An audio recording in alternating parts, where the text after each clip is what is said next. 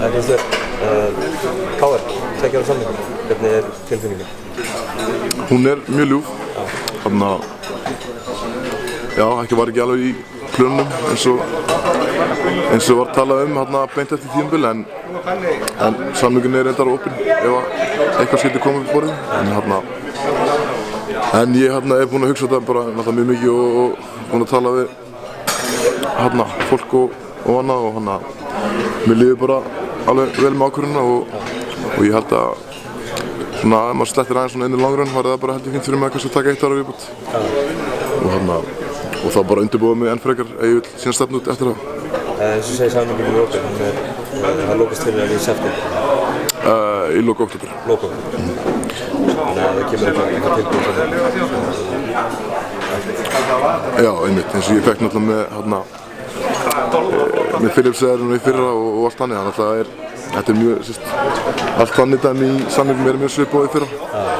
Og ég náttúrulega fekk þá leiði til að fara út og spila þar áður ég kom heim, þannig að ef eitthvað þannig skyldi koma upp borðið sem ég myndi vilja taka, þá það ennþá option. Ingi Þór, nýr þjálfari, hvernig lístur hann? Ég veit ekki alveg með það. Nei, það náttúrulega bara frábært. Hefurðu verið hjá honum? Já, ég byrja að spila, ég að byrja bara fyrst, það var hann einmitt þjálfarinn sem dreifði mig í körfunum úr fótboltanum, þannig að ég búinn að þekkja hann í mörg ár og eigum mjög langt og fallegt samband, myndi ég segja, og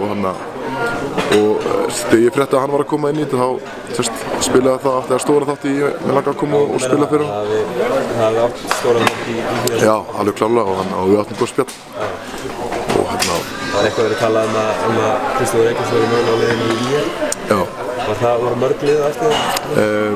Nei, ég held kannski ekki að ég var ekkert búinn að gefa neitt út, held ég ætlaði að vera heima. Ekki einu sinni KR vissi það, en jú, ég var í viðræðum við ÍR og allt þannig, en eins og ég var búinn að segja við flesta að ég væri alveg opinn fyrir öllum. Og bara allavega að sittast niður og skoða hvað fólk hefur að segja og allt þannig, en það náttúrulega erfitt að fara annað en í KR ef ég myndi ákveða að vera heima. Og sérstaklega þegar gæðir eins og Jón og sig ætti að halda áfram, og það náttúrulega verið leiðilegt að missa Billu og Darra og allt þannig, og þetta sakna þeirra. Það ætti samt alveg að geta verið með flott lið? Já, alveg klálega náttúrulega, og erum með svipaðan hóp bara eins og við fyrir náttúrulega nema Billu og Darra.